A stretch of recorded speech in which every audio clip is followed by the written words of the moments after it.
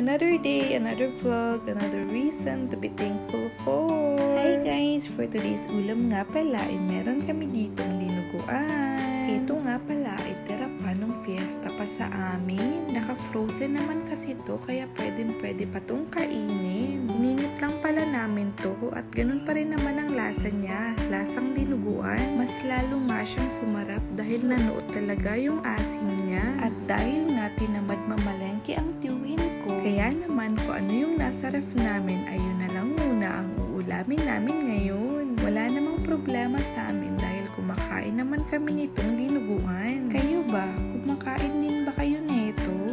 Hindi kasi lahat ay kumakain nito. O siya, tama ng chika. Hanggang dito na lang muna. Mabalo sa panonood.